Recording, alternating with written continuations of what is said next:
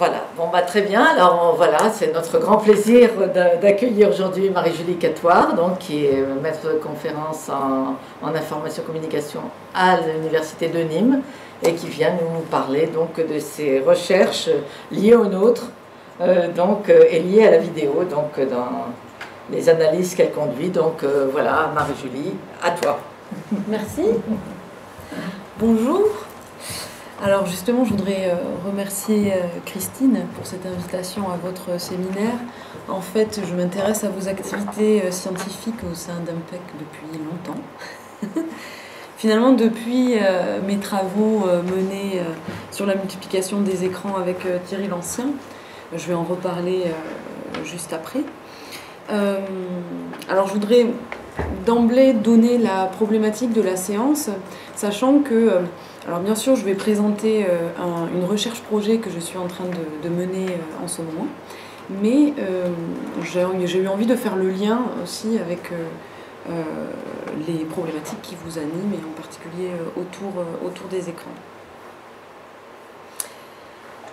Alors la problématique que je vous propose pour cette séance, c'est donc en quoi les méthodes visuelles, créatives et narratives peuvent-elles renouveler les méthodes d'enquête sur les usages des écrans en santé mobile.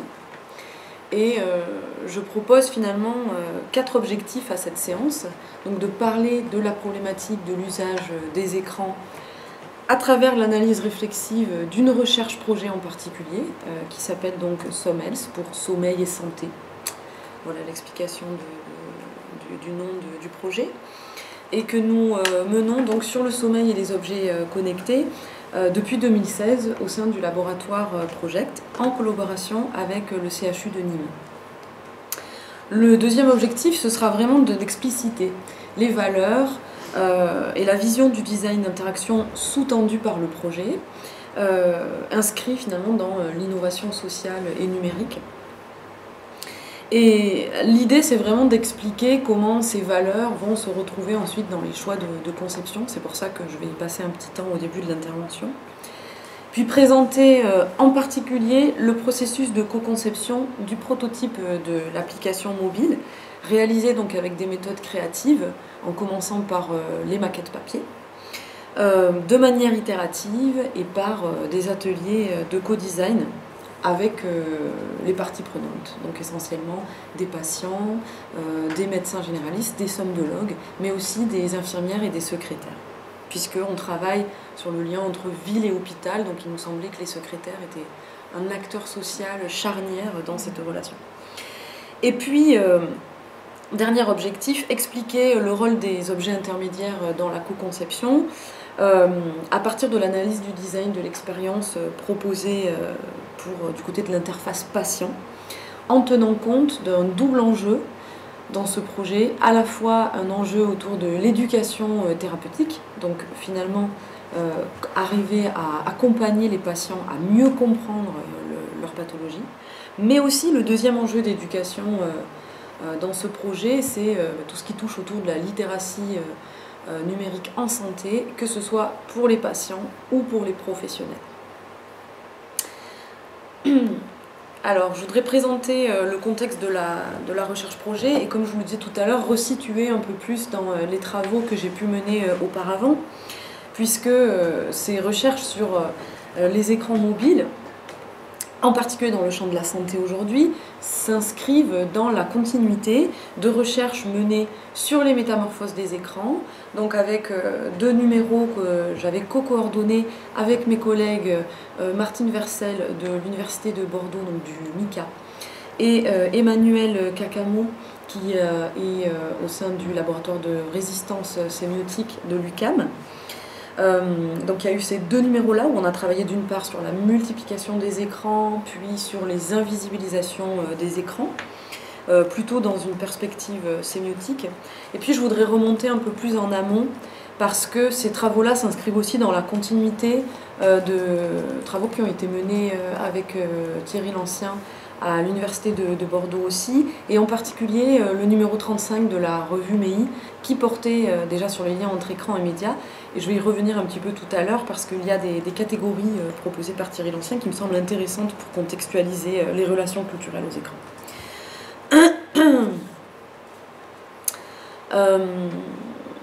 En particulier, cette typologie-là, voilà, qui avait été proposée par Thierry Lancier en 2011 et qui permet de spécifier le type d'expérience proposée par chacun des écrans, mais aussi la relation culturelle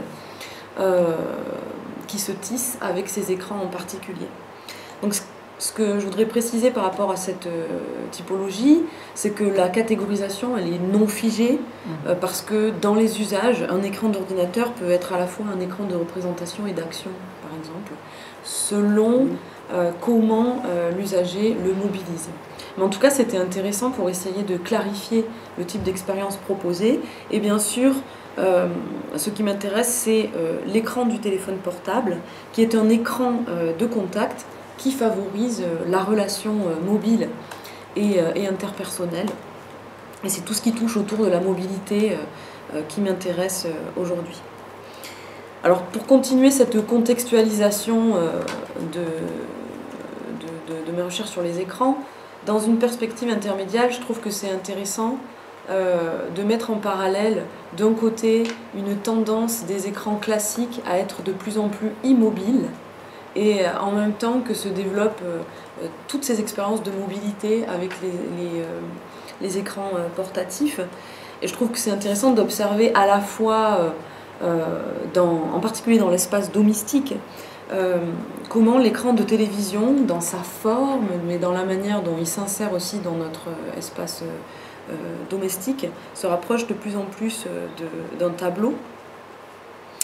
Et ce qui est intéressant, c'est qu'on voit que ce développement de ce type d'écran est d'ailleurs concomitant avec l'apparition des écrans dans les musées. Et là, il me semble intéressant de souligner le rôle important à la fois des médiations technologiques et situationnelles. Donc là, je renvoie à la théorie des médiations, des multimédiations, qui avait été proposée par Guillermo Orozco Gómez, qui a joué un rôle important dans mes travaux en thèse. Et cette idée que la médiation technologique et la médiation situationnelle, ce sont vraiment deux médiations qui vont nous amener à choisir d'utiliser un type d'écran en particulier. Et cette double médiation, finalement, elle explique en partie la différence entre les usages des écrans de la télévision, par exemple, comme on le voit ici, immobiles, exposés, intégrés dans l'espace domestique, et ceux des écrans mobiles, des tablettes et des smartphones, qui s'intègrent aussi dans une expérience de la mobilité et de l'urbanité. Parce qu'il faut quand même bien préciser que ce sont souvent des écrans connectés et que c'est dans un territoire où l'infrastructure permet la connexion que ça s'associe à cette expérience de mobilité. Alors ce sont aussi... donc je vais maintenant m'orienter plus précisément sur les écrans mobiles et l'écran du téléphone portable en particulier, que Matteo Treleani qualifiait d'écran intime, dont les principales caractéristiques sont justement la mobilité et l'expérience. Et ce sont aussi ces deux caractéristiques qui sont soulignées par Laurence Allard dans le manifeste des aires mobiles actuelles, lorsqu'elle nous dit « La révolution numérique sera mobile, smartphone, tablette, wearable camera, montre intelligente et bientôt drone forment une constellation des technologies digitales d'écriture et d'écran connectés dans les mains des usagers. » Et donc là, ce qui m'intéresse, c'est à la fois bien sûr le digital aussi dans la relation physique qui se tisse avec ces écrans tactiles, et puis cette mobilité d'écran de plus en plus miniaturisée qui nous accompagne au quotidien dans notre expérience de tous les jours. Je trouve que c'est aussi important d'observer et d'analyser l'évolution de l'interaction entre les dispositifs numériques, les usagers et leur environnement. Et c'est ce qui ouvre dans les recherches que je peux mener à la fois associer une approche sémiotique à une approche anthropologique, parce que pour pouvoir étudier cette interaction entre les dispositifs, les usagers et les environnements, l'anthropologie dispose de méthodes et d'outils qui nous permettent de saisir des enjeux importants pour comprendre justement comment ces dispositifs numériques participent aussi de la construction d'une expérience particulière dans notre quotidien. Ensuite, ce qui m'a particulièrement intéressée dans les écrans mobiles et en particulier l'écran du téléphone portable, c'est le fait qu'avec le développement de l'Internet des objets et donc de la collecte de données sur des dispositifs portatifs, finalement, l'écran du téléphone portable joue un rôle central, puisque c'est cet écran-là qui va nous permettre de surtout visualiser les données collectées et de leur donner une forme aussi, et donc de leur donner du sens. Et quelque part, cet écran-là, ce téléphone portable, constitue un environnement médiatique à lui tout seul, puisqu'il fait coexister des contenus médiatiques et des services. Et quelque part, en multipliant l'usage de dispositifs portatifs dont les données collectées sont visualisées sur l'écran du téléphone portable, on pourrait dire que ces objets transforment le citoyen en individu data, tel que le qualifiait Louise Merzot, et modifient surtout le rapport au corps et à sa représentation. Et ça, c'est une question qui m'a vraiment intéressée et dont je reparlais juste après. Mais tout d'abord, ça me semble intéressant de questionner le préfixe smart. Et d'ailleurs, c'est intéressant parce que lorsque j'étais dans une conférence au Québec, nos collègues québécois m'ont fait rappeler. Elles m'ont rappelé que j'utilisais le terme anglais, en plus avec un bel accent français, le smartphone, alors qu'il existe un mot en français pour le dire. Et quand on se met à parler de téléphone intelligent, tout d'un coup, des questions surgissent. Et donc je trouve ça important aussi de re-questionner ces anglicismes qu'on intègre dans la langue française et qui du coup deviennent des impensés. Un smartphone, on l'utilise tellement au quotidien que, alors qu'un téléphone intelligent, on peut se demander mais qu'est-ce qu'il a en fait d'intelligent. Et du coup, ça m'a amené quelque part à revoir aussi les valeurs et l'imaginaire associés au smart. Donc c'est cette idée d'une intelligence, d'un esprit rusé, qui renvoie finalement à l'imaginaire du monolithe de Kubrick dans 2001, l'Odyssée de l'espace. Alors, si on se rend sur des forums de fans de cinéma, il n'y a pas une homogénéité dans l'interprétation de ce que signifie le monolithe, c'est encore un débat, encore aujourd'hui, mais en tout cas, ce qu'on peut retenir, c'est l'idée d'une présence, d'une intelligence artificielle, et quelque part, c'est une approche animiste de l'écran qui lui donne une intentionnalité. Et c'est aussi quelque chose qui s'inscrit dans notre relation quotidienne, finalement, avec nos objets et nos écrans. Et j'ai en mémoire en particulier, donc dans l'étude que j'avais menée avec Thierry Lancien sur la circulation de contenu de l'écran du téléphone portable à celui de l'ordinateur et vice-versa. Je me souviens que dans les entretiens que j'avais menés, c'était donc en 2009, vraiment l'iPhone commençait à se démocratiser et donc le tactile était encore une technologie vraiment impressionnante, fascinante. Je me souviens d'un des étudiants, donc c'était des étudiants entre 19 et 22 ans qui étaient interrogés, et qui me disait, une étudiante me disait, j'ai l'impression que c'est une petite bête qui s'anime toute seule, parce qu'il n'y avait pas encore tous les systèmes de verrouillage de l'écran d'accueil. Et donc on voyait déjà cette relation animiste se développer, et bon, il existe même des croyances, on parle du syndrome de Murphy quand on a l'impression que la machine ne fait pas ce qu'on veut qu'elle fasse. Donc c'est toute cette idée de lui attribuer une intentionnalité, et je trouve que cette image, elle est très intéressante pour la retranscrire, parce qu'en fait, ça c'est une sorte de fanfiction. C'est-à-dire que ce sont des fans de la marque Apple qui ont substitué dans la séquence fameuse du monolithe dans 2001 l'Odyssée de l'espace, le monolithe a été remplacé par l'iPhone. En plus, du coup, alimentant là aussi toute l'imaginaire et la puissance de la marque par ces fanfictions. Donc on a cette idée d'une intelligence, d'une prédiction aussi, d'une automatisation, mais presque aussi quelque chose de magique. Puisque finalement, la technologie s'insinue dans notre vie quotidienne, fait des choses pour nous. Et ces dispositifs deviennent invisibles, intangibles, on ne voit rien du système, c'est la fameuse boîte noire, on ne les contrôle plus puisque tout est automatique. Et l'automatisation présentée dans les discours publicitaires, elle l'est présentée comme un avantage pour l'humain, alors qu'elle est envisagée comme un risque, notamment dans tout l'imaginaire de la science-fiction, que ce soit au cinéma ou dans la littérature. Autre élément intéressant, c'est cette infographie qui a été réalisée par un designer allemand, dont je n'ai pas retrouvé le nom, mais ma source, c'est une infographie qui avait été proposée par Nicolas Nova. Oui, c'est ça. Voilà. Donc, mais j'aimerais bien retrouver l'auteur, si quelqu'un l'a, je suis preneuse. Et elle est très intéressante parce que là, juste en une image, on voit bien l'évolution de la taille de l'écran. Et cet écran qui me semble important d'envisager à la fois comme un capteur d'attention. Bon, alors là, du coup, cette infographie est assez flagrante sur la taille que prend l'écran par rapport à la taille de l'objet.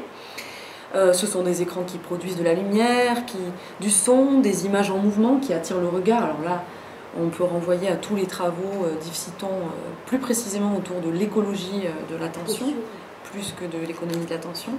Et puis aussi, ce qui m'intéresse, c'est de voir cet écran comme un cadre d'énonciation qui donne accès à l'espace de navigation.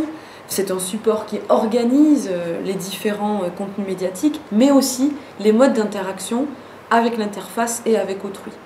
Et ça, par exemple, dans la recherche projet que je vais vous présenter, c'est quelque chose qui nous tient particulièrement à cœur pour essayer de bien faire attention. Alors on pourrait parler, si on parle en termes de psychologie, de référence Gibson, d'affordance.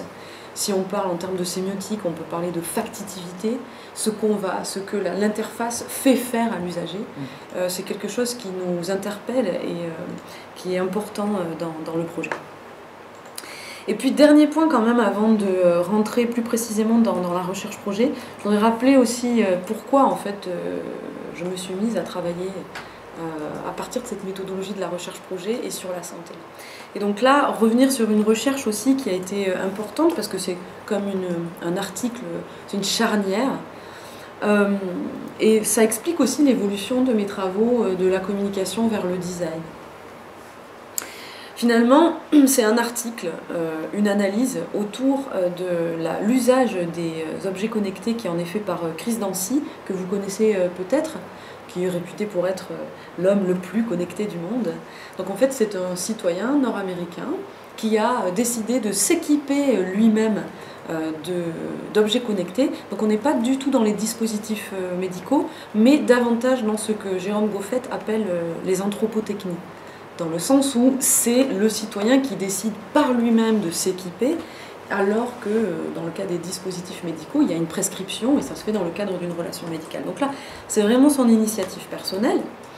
Et au début, donc l'idée c'était d'où les photos donc en 2009 et en 2013, l'idée c'était de s'équiper de ces objets pour avoir un feedback au quotidien sur ces données physiologiques et l'objectif c'était de perdre du poids. Dans un deuxième temps, puisque l'objectif a été atteint, on le voit bien avec l'image en 2013, il a orienté davantage l'usage des objets connectés vers tout ce qui touche autour du mindfulness, du bien-être. Et donc on voit bien là comment on est sur la lisière entre le bien-être et la santé. Et déjà c'est quelque chose qui m'est questionné à l'époque. Alors il faut préciser que ce n'est pas un citoyen lambda. En fait, lui-même, il est un spécialiste des technologies de l'information. De sorte que j'ai mené toute une analyse sur sa pratique, où on voit comment, dans son espace intime, il a une sorte de data center, il fait lui-même de la mise en forme des données qu'il collecte, et pas seulement de manière automatisée. En tout cas, cette analyse a été cruciale dans le sens où je me suis posé la question à un moment donné de me dire, alors, cette approche technocritique, elle est et elle reste toujours utile. je continue à la mener, à la défendre. Mais à un moment donné, ce que je me suis dit, c'est est-ce qu'en tant que chercheur, on n'a pas aussi une responsabilité dans les corpus et les projets sur lesquels on travaille? Parce que même si c'est pour avoir une approche technocritique du GAFAM, finalement, c'est encore pour publier sur des technologies produites par donc, des producteurs vraiment hégémoniques. Et donc là, à un moment donné, je me suis posé la question, à la fois en tant qu'intellectuelle, mais citoyenne, située, qu'est-ce que je pourrais faire, moi, à la fois pour contribuer au champ de réflexion, mais aussi de conception, sur tout ce qui touche en particulier à ce qui est devenu plus tard la santé mobile. Et entre-temps, donc, j'ai rejoint aussi l'équipe de Project, donc à Nîmes, et donc on travaille à partir de la méthodologie de la recherche projet. Et c'est dans ce contexte-là, donc c'est à partir de ce travail-là aussi, c'est ce qui va expliquer le positionnement théorique de la recherche projet. C'est vraiment un engagement dans une recherche projet en design social sur le sommeil et la santé mobile. Voilà. Ensuite, je voudrais présenter, donc rentrer plus précisément dans le sujet, présenter l'équipe projet, puisque dans la coordination scientifique, finalement, nous sommes 3. Il y a 2 médecins, d'où le partenariat donc, avec le CHU de Nîmes. 2 médecins, l'une qui est neurologue, l'autre qui est généraliste, et tous les 2 sont somnologues. Et puis pour la partie donc, sciences humaines, c'est moi qui représente du coup Project. Et puis ensuite, ce projet, il a aussi pu naître grâce à l'obtention d'un trophée, d'un prix au trophée Innovation qui était proposé par le CHU de Nîmes et qui nous a déjà permis de lancer le projet qui en est maintenant à 3 ans d'existence. Petit à petit, d'autres partenaires ont rejoint aussi l'équipe et en particulier donc la métropole, donc Nîmes Métropole, puisqu'il y a à Nîmes tout un écosystème autour de l'évaluation des dispositifs médicaux et il y a un axe prioritaire aussi autour de la santé. Ensuite, depuis le début, je pense que je parle de recherche projet sans l'avoir défini, donc peut-être clarifier ce que c'est.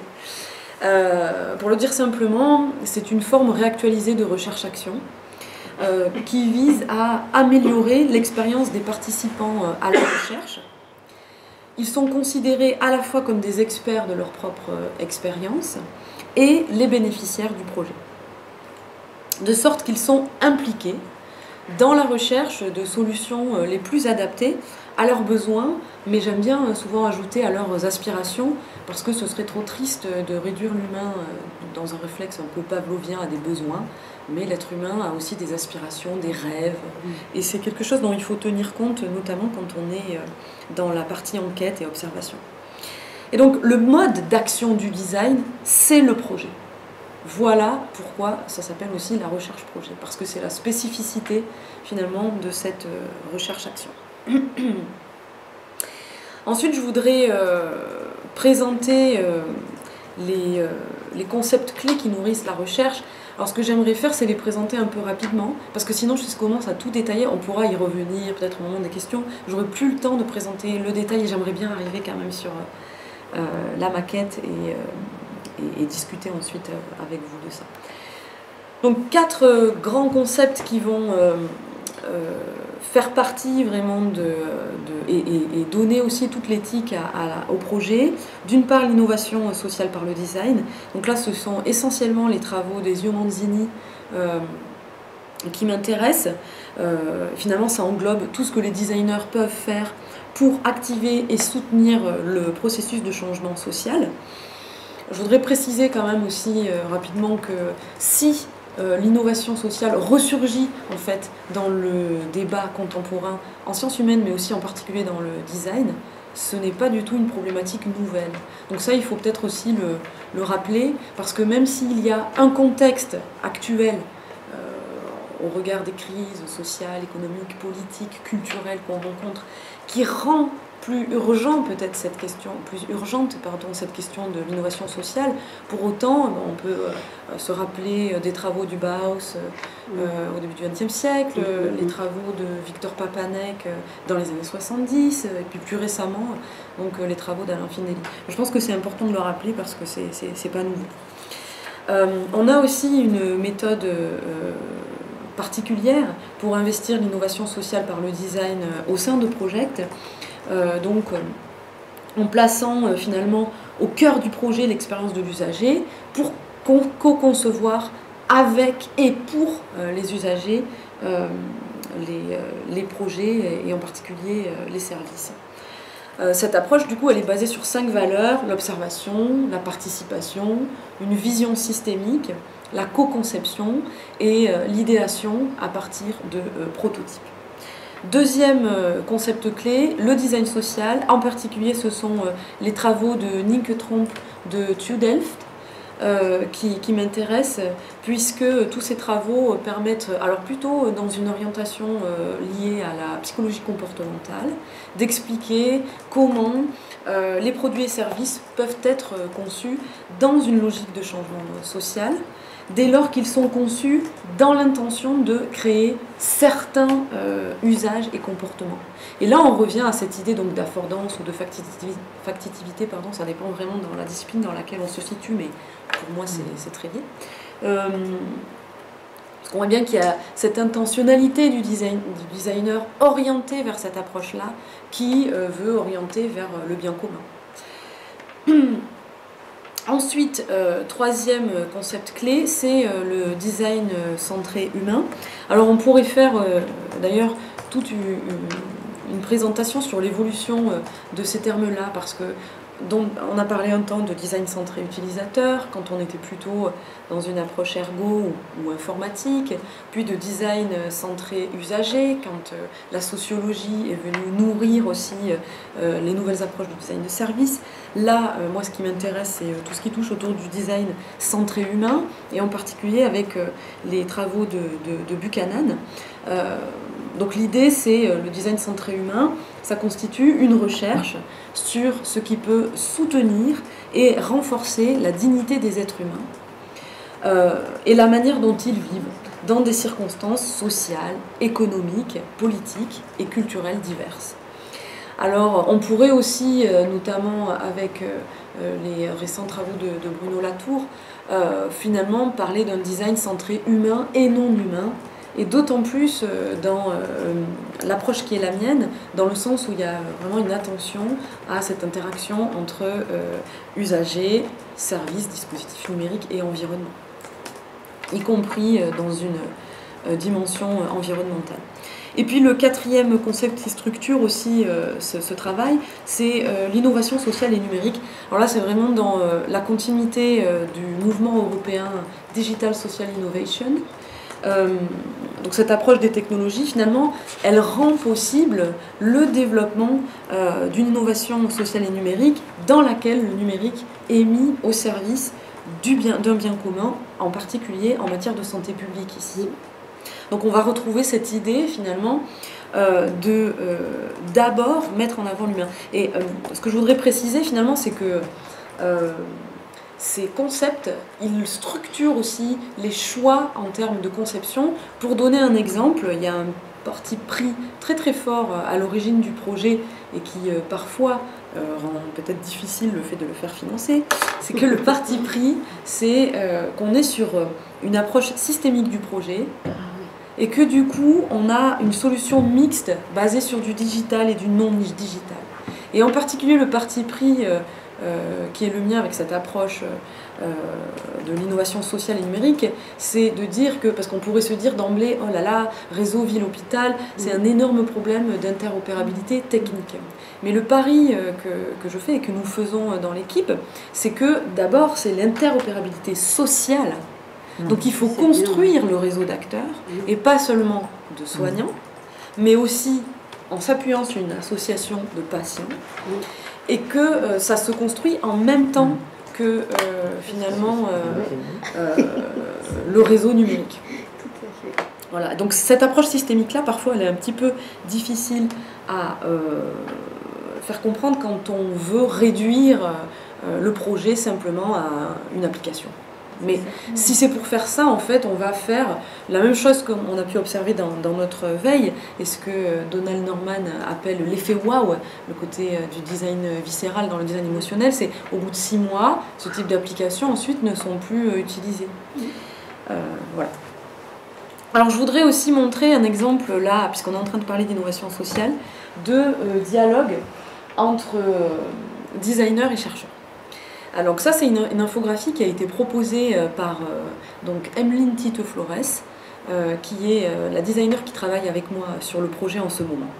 Donc l'idée c'était de dire oui, ce serait bien de proposer une infographie pour présenter le projet. Alors pour expliquer comment elle est structurée, en fait les deux images qui sont ici ne font pas partie de l'infographie, mais je les ai mises pour expliquer l'évolution du projet.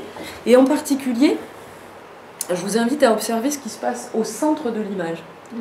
Au début, donc Emeline avait fait une première proposition qu'on voit tout en bas, avec l'ampoule et ces deux cubes en 3D.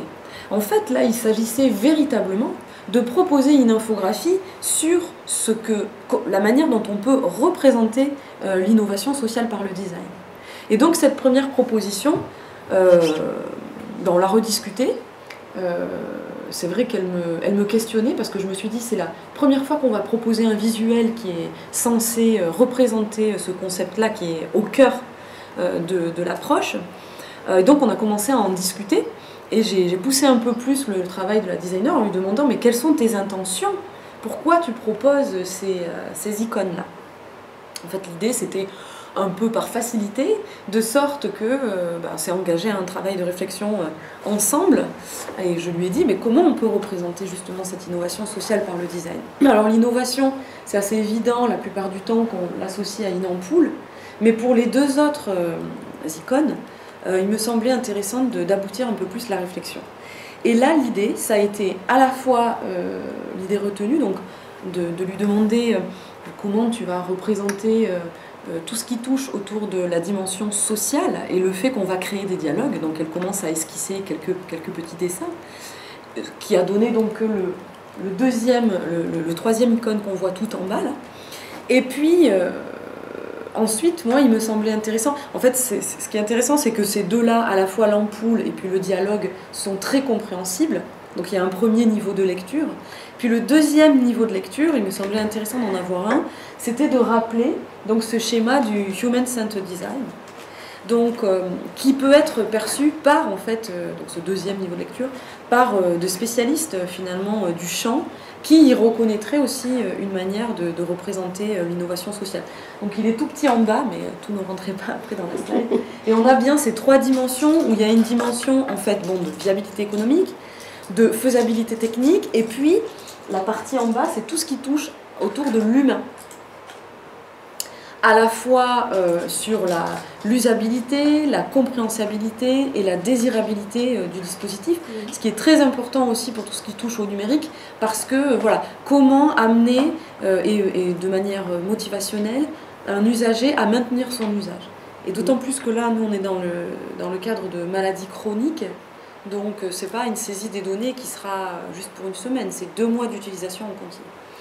Voilà, donc c'était simplement, il me semblait intéressant de revenir sur la conception de cette infographie, parce que là encore, au travers quelque chose qui peut sembler juste une illustration pour le site web du projet, il y a déjà une discussion sur comment on va représenter l'innovation sociale, et en essayant de donner un sens aux icônes et pas seulement voilà, pour faire joli. Ensuite, je voudrais aussi présenter les 3 dimensions de l'éthique du projet. Alors, ce sont des pistes de réflexion en cours. C'est ce que je proposais d'appeler l'éthique créative des technologies, avec l'idée que comment finalement représenter tous les niveaux du projet dans lesquels l'éthique joue un rôle important. Donc ça m'a semblé intéressant de les présenter à partir de ces 3 grands aspects. D'abord, il y a tout ce qui touche autour de l'éthique individuelle. Donc là, on est plutôt du côté de l'usage des données, et notamment des données patients qui peuvent être, qui peut être fait, donc la confidentialité des données, tout ce qui touche à la réglementation des datas, bien sûr à l'écologie de l'attention, en considérant justement l'attention comme une relation à des objets d'attention, pour reprendre Yves Citon, mais aussi tout ce qui touche à la gouvernementalité algorithmique, pour reprendre les travaux de Berns et Rouvois. Ensuite, il y a un autre niveau dans l'éthique du projet qui est davantage une éthique sociale, organisationnelle. Alors là, j'y vois plusieurs choses. Tout ce qui touche à globalement la RSE, puisque quelque part c'est une petite entreprise aussi, ce projet-là, mais aussi l'éthique des organisations. Donc là, c'est important dans la manière dont on va se structurer. Et puis, j'y mets aussi dedans l'éthique de la participation. Parce qu'on est dans des méthodologies qualitatives et participatives. Et donc là aussi, il y a un enjeu très très fort qui me semble encore plus important aujourd'hui, où on est en train un petit peu de découvrir, j'ai l'impression en France, l'empowerment, donc l'encapacitation, il existe aussi un mot français pour le dire, puis où on a tous cette réflexion autour du design des politiques publiques, et là il y a un risque aussi d'instrumentalisation. Donc cette éthique de la participation, elle me semble importante. Je mettrai ça en perspective avec, dans la communication des organisations, l'usage abusif de la pratique des audits en interne dans les entreprises publiques ou privées. Mais c'est là un petit peu le même effet, quoi. Le risque, c'est on vous a concerté, boîte noire, voici ce qu'il en ressort.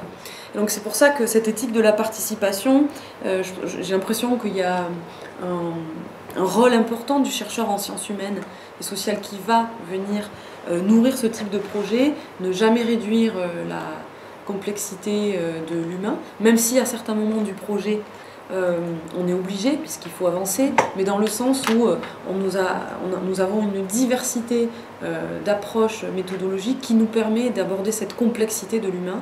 Et ça, c'est un point important qu'il faut avoir en tête pour développer les projets. Et puis le troisième niveau, c'est plutôt une éthique environnementale. Ça va toucher à la fois au développement durable, mais aussi à l'écologie informationnelle. Donc là, c'est tout ce qui me questionne autour de l'interrelation usager-service-environnement. Des technologies et interfaces moins coûteuses en énergie, mais aussi en attention, comment elles s'intègrent dans notre vie quotidienne. Bon, ce sont encore des hypothèses qui sont en cours de travail, donc il y a sûrement des choses à revoir, mais j'avais quand même envie de le présenter parce que c'est aussi ce qui structure le projet. Donc on va passer maintenant plus précisément au terrain, et je voudrais simplement donner quelques citations pour voir un peu ce que j'entends par méthode visuelle, créative et narrative, et la manière dont je vais les utiliser dans le co-design. Donc les méthodes visuelles, ce sont vraiment c'est l'utilisation de supports visuels, ça peut être la photo, la vidéo, le dessin, le collage, qui permettent de faciliter la parole des participants aux entretiens. Alors là, quand je les définis comme ça, j'ai vraiment en tête les méthodes visuelles telles qu'elles sont proposées, notamment dans le contexte anglo-saxon. Je pense aux travaux de David Gauntlett, Sarah Pink, aussi Marcus Banks. Alors l'usage qu'on en fait est en partie celui-là, mais aussi il est utile pour amener les participants à co-concevoir les solutions avec nous. Donc c'est à la fois un outil d'enquête, mais aussi un outil de co-conception. Et justement, les méthodes créatives, ce sont ces outils et méthodes qui permettent d'amener les participants à esquisser rapidement une idée de manière simple. Donc là, je pense en particulier aux travaux de Dawn Manet, qui propose justement de parler de méthodes visuelles, créatives et narratives. Et puis aussi, dans le champ du design en particulier, aux travaux de Dorst et Cross. Alors dans un premier... les travaux de Dawn Manet, c'est vraiment l'idée qu'en fait ces méthodes-là, elles permettent de développer une approche compréhensive, empathique. Alors que dans l'approche de Dorst et Cross, c'est l'idée que ces méthodes-là vont contribuer à la manière dont on va reformuler la problématique et donc aussi les solutions. Et ce qui m'intéresse du coup dans ces méthodes-là, c'est de voir qu'on a d'un côté, dans le champ du design, ces méthodologies qui se mettent en place. On pourrait penser aussi avoir en tête les travaux de Dune, Gaver et Placenty sur les cultural probes. Et d'un autre côté, on a des méthodes en sciences humaines et sociales qui vont de plus en plus vers une médiatisation finalement des enquêtes par des supports qui peuvent être des supports visuels, mais parfois aussi des objets, et donc on retourne vers la tangibilité. Donc moi je trouve intéressant de mettre en perspective finalement ces deux mouvements dans le champ des sciences humaines, où on va aller vers donc, la médiatisation des enquêtes par des supports visuels, et dans le champ en fait du design, où on va de plus en plus utiliser des objets pour essayer de comprendre le social. Et du coup, peut-être que peut émerger un nouveau champ. En tout cas, ce sont des travaux qui m'intéressent aussi, l'anthropologie du design. Donc là, je pense en particulier aux travaux de Otto Gunn et Smith. Et j'ai l'impression que c'est vraiment un champ de recherche à la croisée de ces deux courants de recherche. Il y a des pistes, il me semble, à explorer. Donc, j'en dis pas plus là-dessus. Simplement, on pourra aussi en reparler au moment de la discussion. Simplement présenter les terrains qui ont été menés ces 3 dernières années. Et ensuite donner des exemples d'utilisation de ces méthodes-là. Donc, dans les enquêtes de terrain que nous avons menées, nous nous sommes appuyés sur ces méthodes-là comme des supports privilégiés de notre méthode qualitative et participative, finalement pour analyser les pratiques des patients et des professionnels de santé. Mais je voudrais préciser que en plus de ces méthodes-là, on a aussi utilisé les outils plus classiques issus de la démarche ethnographique, c'est-à-dire des observations de consultation, journal de bord, entretien individuel et focus group, mais qu'en design on fait sous forme d'atelier. Mais finalement, on peut faire la traduction, ce sont des focus group médiatisés par des supports, avec différents objectifs finalement dans les 3 années du projet. Alors, en ce qui concerne les acteurs, on les voit ici.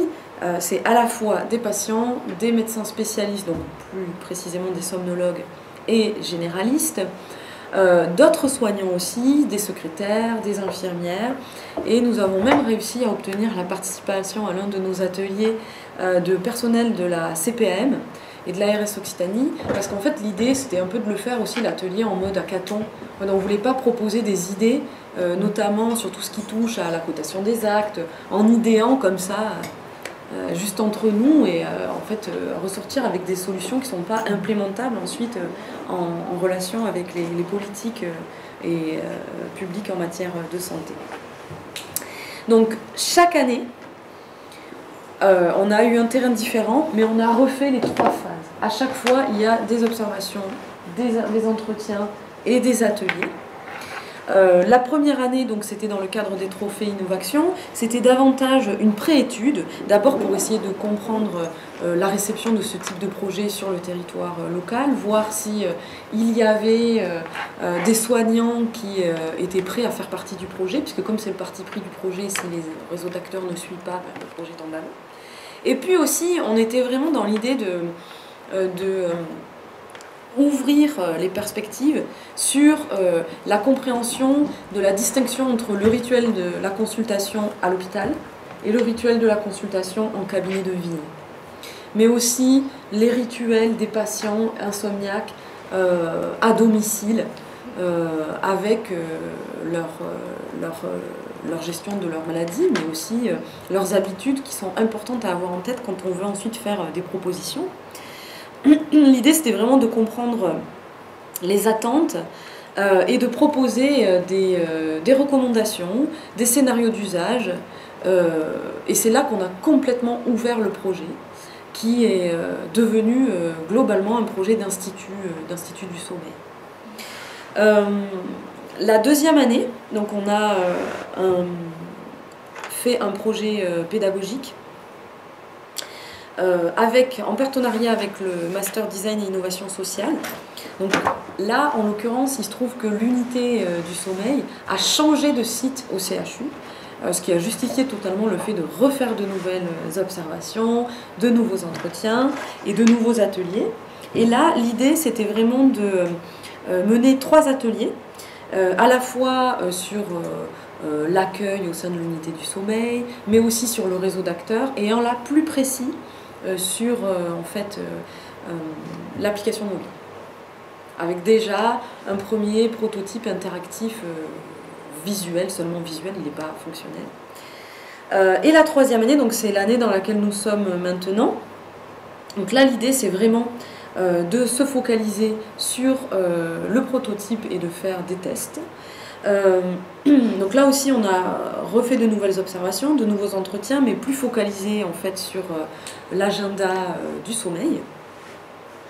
Et en essayant de travailler de pair à la fois l'application mobile et en même temps le soutien au développement de la création de l'association de patients.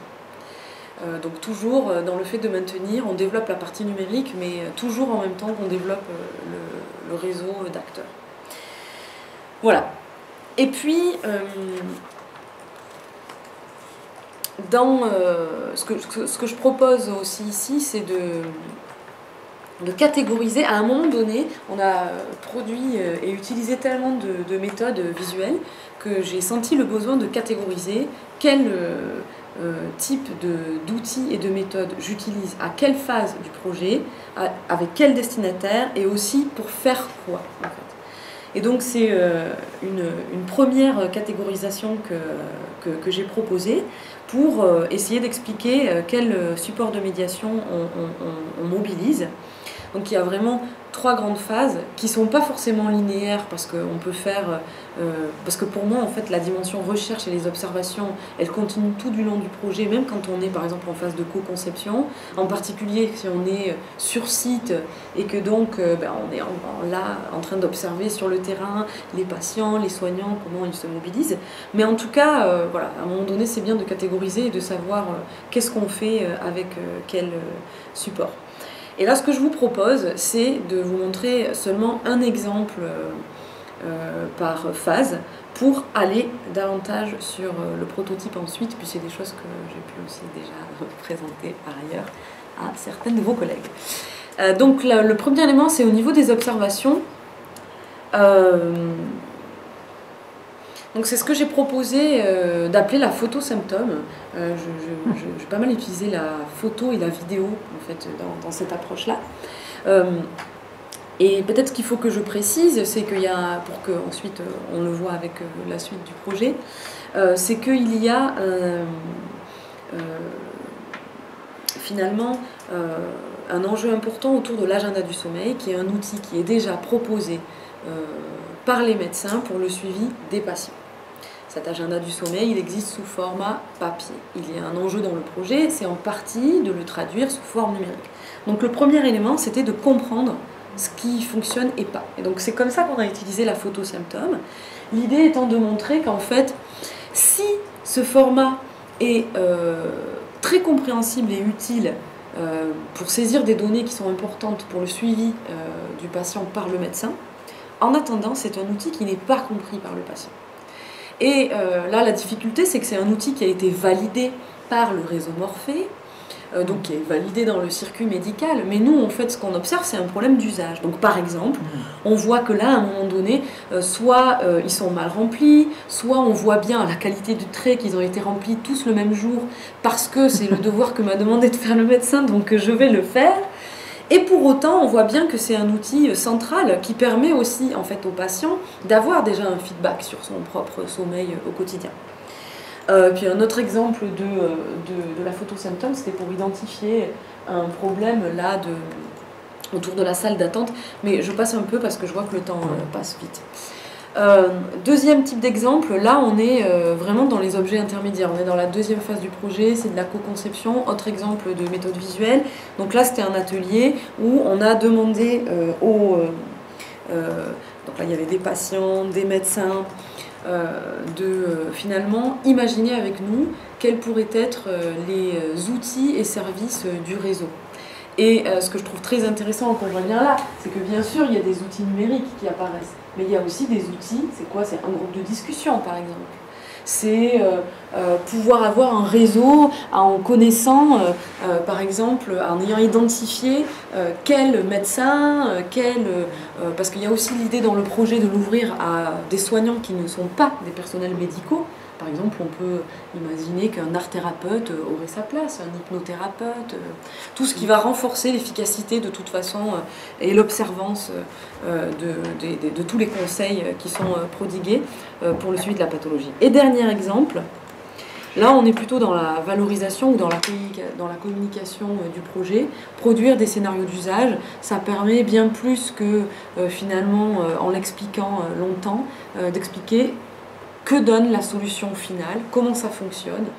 Et là, ce qui est intéressant dans cet exemple-là, c'est qu'on a une première écriture qui a été faite par les deux médecins, donc ils nous ont présenté des cas cliniques qui étaient vraisemblables, mais qui étaient imbuvables en termes de narration, de sorte que là, j'ai repris l'histoire, puisque dans un passé aussi, je viens d'une formation professionnelle en audiovisuel et en particulier en écriture expertise de scénario. Donc l'idée, en fait, c'était de ne garder dans le scénario que les points de contact entre l'usager et le service qui permettent de montrer comment la solution répond aux besoins et aux problèmes qu'on a identifiés en amont dans l'enquête. Et donc d'avoir une réponse qui n'est pas seulement technique mais aussi sociale. Voilà, je passe pour montrer finalement, il me reste 5-10 minutes, oui, c'est ça, ouais. Maximum, sur la co-conception du prototype de l'application. Donc là, je voudrais expliquer le processus et aussi les acteurs concernés. Donc finalement, on l'a évoqué cette question depuis le tout début du projet, dès 2016-2017, puisque c'était le point d'entrée finalement dans le projet de proposer une application. Et puis c'est véritablement à partir de la deuxième année qu'on a réalisé un atelier dédié là-dessus. Les acteurs concernés sont des patients, des somnologues, des médecins généralistes. Il y avait aussi des secrétaires et des infirmières à ce moment-là. En ce qui concerne le processus, d'abord il y a eu des observations, comme je vous l'ai montré avec la photo symptôme, comprendre comment fonctionne l'agenda papier. Ensuite, des ateliers. Suite à ça, il faut faire des synthèses, ce que les designers appellent la synthèse des insights. Donc en fait, c'est toutes les idées et les solutions qui émergent de ces ateliers de co-conception. Ensuite, il y a l'élaboration d'un mood board, donc une planche de tendance qui va permettre de comprendre où est-ce qu'on va se situer, et notamment par rapport à ce qui existe déjà, un premier prototype et des tests. Et là, ce que je voulais montrer justement, c'était à la fois l'atelier et l'atelier où on voit là justement ma collègue, le docteur Béatrice Abril, et une patiente. Et juste à côté, c'est la synthèse des ateliers. Alors qui n'est pas très lisible, mais je voulais quand même vous la montrer parce qu'elle fait partie du livrable. D'un côté, on a les points positifs, les points négatifs, puisqu'il y a eu une analyse dans l'atelier des points positifs et négatifs de cet agenda papier. Donc, citons par exemple dans les points forts le fait que ça permet une conscientisation et une éducation, et ça c'était partagé à la fois par les médecins et les patients. Et puis, citons par exemple dans les points faibles, les limites, un problème de mise en forme. C'est sûr que là, en termes de design graphique, on a de la marge. Et puis, problème de compréhension. Et surtout, ce qui émergeait aussi, c'était pas de prise en compte du vécu. Et c'est ça qui est très difficile, en fait, aussi dans la forme même de l'agenda, qui incite à avoir finalement une capture, une saisie millimétrée de ses heures de sommeil, alors même que le médecin demande au patient de nous donner son vécu subjectif. Donc là, en fait, il y a une sorte de conflit entre la forme de l'outil et ce qui est demandé. Et d'autant plus que dans les rituels du patient insomniaque, ce qu'on a observé, c'est que bien souvent, ce sont des gens qui utilisent des réveils dont l'heure est projetée. Donc c'est très difficile pour eux de leur demander en fait d'avoir une représentation subjective de leur propre sommeil, parce qu'ils sont tout le temps conscientisés, et en plus avec les outils qu'ils ont, que je me suis couchée à 21h, mais en fait ça fait il est minuit et je suis toujours pas endormie. Donc là on a identifié ce problème-là en se disant que c'est dans l'outil aussi, donc là on retrouve cette idée de la factitivité, c'est dans l'outil qu'on va devoir accompagner les patients à avoir cette saisie d'une dimension plus subjective. Je passe de suite au mood board. Donc ça, c'était pour vous montrer comment ça se passe. Donc c'est une planche de tendance, finalement, à la fois sur les fonctionnalités, les formes, le graphisme. Oui, juste ce que je voulais préciser en amont, c'est que l'idéation sur l'agenda numérique a permis d'identifier quelques attentes. Par exemple, le fait d'enlever certaines fonctions de l'agenda papier et d'en rajouter d'autres. Donc c'est pour ça que c'est pas seulement une traduction d'un support à un autre, mais l'idée aussi, c'est de donner des indicateurs optionnels contextuels. Par exemple sur des événements, un événement marquant. J'ai eu une réunion très difficile à mon travail aujourd'hui, forcément ça va avoir des conséquences sur mon sommeil. J'ai pris tel médicament, j'ai fait la fête ou j'ai pris de la drogue, ben là aussi c'est des choses qu'il faut préciser. Voilà, je voulais le préciser parce que c'est des choses qu'on va retrouver après dans nos propositions. Et puis, donc ce mood board qui va être à la fois une planche de tendance sur les fonctionnalités, les formes. Ce qui était intéressant, c'était que, je vais te donner juste un exemple. Dans notre veille, on a identifié quelque chose qui nous intéresse aujourd'hui dans les applis, c'est les phrases d'accroche avec les questions directes. Parce qu'il y a l'idée d'accompagner en fait le patient. Et on ne voulait pas lui donner la forme d'un avatar. Alors on s'est dit comment on va traduire cette présence, mais sans le représenter par voilà, un avatar. Et l'idée, ça a été vraiment les questions directes.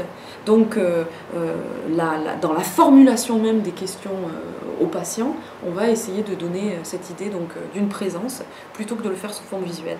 Et là, c'était plutôt sur les aspects graphiques, c'est l'idée de voir finalement qu'est-ce qui fait sens par rapport au secteur de la santé et du médical, qu'est-ce qui va donner confiance des usagers, donc dans les couleurs, les tons, la représentation des soignants. Et puis,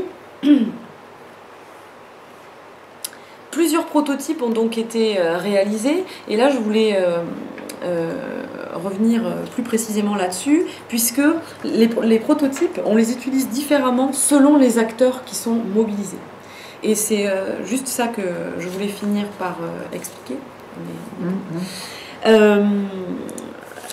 Donc l'idée, c'est que là, on est dans la co-conception sur la maquette papier. La maquette papier, c'est vraiment utile pour faire de la co-conception. Et l'exemple que je voudrais présenter, c'est un premier atelier de co-conception qui a été fait avec. Donc on voit à gauche Emeline Tite-Flores, qui est la designer qui travaille avec moi sur le projet, qui est une designer junior. Et donc là, l'idée, c'était d'avoir un premier atelier de co-conception avec des designers plus seniors. Et là, en particulier, c'est Claire Lavenir et Nicolas Chauveau de l'agence Intactile Design à Montpellier qui sont spécialisés justement dans la création d'interfaces plus subtiles. En fait, l'idée, c'est qu'ils ont les mêmes approches que nous, avec toujours un terrain, voilà. Et alors là, il y a juste une petite modification dont je voudrais vous parler parce que ça paraît rien ce changement, mais finalement ça change tout en termes d'expérience de la maquette papier. Emeline, dans un premier temps, avait pensé, c'est une inspiration aussi dont on avait discuté pour faire la maquette papier, on avait eu en tête le théâtre, le Kamishibai. Donc c'est ce fameux dispositif où on va faire circuler, donc c'est un théâtre ambulant où des artistes racontent des histoires en faisant défiler des illustrations devant les spectateurs, et littéralement c'est une pièce de théâtre en papier, et donc l'idée c'était de faire circuler d'une interface à l'autre en utilisant cette technique-là. Donc quand elle est arrivée à un tactile, on le voit un petit peu sur la photo du bas, elle a aligné son scénario qui était très long. Et la première remarque de Nicolas a été de dire « Waouh !» Alors là, quand tu vas faire tester ta maquette aux usagers, c'est impressionnant parce qu'on voit un scénario très long. Et donc, son premier ajout, ça a été de mettre cette feuille noire. Ça peut sembler anodin, mais ce que j'ai trouvé très intéressant, c'est que d'une part, cet ajout, ce n'est pas seulement une astuce pratique. C'est aussi, plutôt que d'avoir un déroulé linéaire, on va focaliser l'attention sur un état de l'interface, celui qu'on est en train de jouer. Donc ça renforce la projection et identification dans la maquette papier, comme le noir dans la salle de cinéma. Et donc c'est intéressant de voir comment en fait la co-conception se prolonge avec ce test, et on voit comment la maquette papier elle est utile pour faire ça. Bien sûr, pour les ateliers à venir avec les patients, et on a prévu aussi de faire des ateliers mobiles chez les médecins généralistes, ce sera cette maquette-là qu'on utilisera. Par contre, il y a d'autres types de maquettes et plutôt les maquettes, les prototypes visuels interactifs qu'on utilise dans une autre orientation. Le digital, c'est utile pour montrer comment fonctionne l'application. Parce qu'en fait, quand on fait une maquette comme ça, qu'on joue vraiment, hein, on appuie, ça marche et ça continue. C'est juste que tout a été pré-programmé, il y a seulement certaines parties de l'appli qui marchent, elle n'est pas fonctionnelle. Mais en tout cas, ça donne une idée, en le concrétisant, de ce que sera l'application. Et c'est utile à deux niveaux.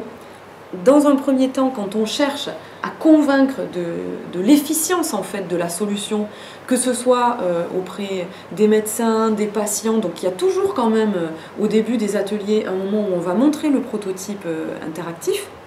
Et puis ensuite, quand on veut travailler dessus, on va utiliser la maquette papier. Et puis après, il faut le dire aussi, c'est très utile quand on est en recherche de financement. Parce que ça va être un élément en plus au dossier scientifique pour dire, ben voilà ce que donne la solution. Et c'est là que finalement, je terminerai là-dessus sur les liens entre communication et design, la complémentarité, les apports mutuels entre ces deux approches, puisque finalement le design renouvelle les méthodes de recherche en communication, en particulier dans le champ de la communication digitale, avec le recours à ces méthodes participatives basées sur des supports visuels, des maquettes. Et puis d'un autre côté, on voit bien que les sciences de l'information et de la communication disposent de tout un corpus de théories, mais aussi de méthodes et d'outils qui sont nécessaires, en particulier aux compétences de médiation du designer engagé dans le design social. À ceci, j'ajouterai aussi la vision systémique, qui est quand même quelque chose qui structure les sciences de l'information et de la communication, et aussi l'éthique de la participation. Ça, il me semble que c'est vraiment un élément important face au risque d'instrumentalisation. Donc cette collaboration entre chercheurs et designers, elle a permis de recueillir des données sur le terrain, de fabriquer des dispositifs de médiation qui constituent aussi des objets transitionnels dans un milieu potentiel de développement des compétences des participants. Là, je cite les travaux de Bertin. De soutenir le dialogue inter- et transdisciplinaire et interprofessionnel, parce qu'il y a aussi ça dans ce projet, entre les parties prenantes, et puis de créer les conditions favorables à la créativité des participants pour développer la co-conception.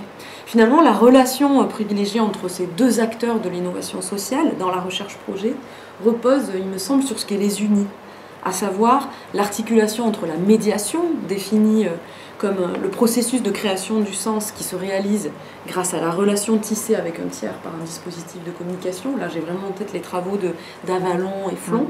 Et puis la médiatisation, entendue comme la scénarisation, finalement, des différents médias et supports tangibles utilisés tout au long du projet. Donc, pour répondre à la question que j'ai posée tout au début de cette intervention, est-ce qu'on peut aller vers un design social des usages des écrans en santé mobile? Oui, peut-être. J'ai essayé de proposer une voie d'accès par la co-conception via l'usage de méthodes visuelles, créatives et narratives au service du co-design. Et les perspectives du projet, c'est vraiment, d'une part, d'explorer davantage ce dialogue entre design et anthropologie, notamment voilà, pour tout le test du prototype de la web app, mais aussi, puisque là maintenant j'arrive à produire des visuels et je voudrais vraiment redévelopper l'approche sémiotique pour en fait approfondir la conception des interacteurs visuels et renforcer la compréhension des patients. Il y a une dernière ouverture qui me semble aussi une autre piste sur l'évaluation des outils de médiation produits sur l'implication des usagers. Et en fait, on en est un petit peu tous là. Tout ce qui utilise ces méthodes-là, il faudrait aussi qu'on élabore une grille d'évaluation de l'impact. Et pourquoi, par exemple, c'est intéressant à certains moments, en complément d'approches plus classiques de l'ethnographie. Et surtout, voir si ça a des incidences sur la prise de décision, le développement des solutions proposées et leur implémentation. Merci.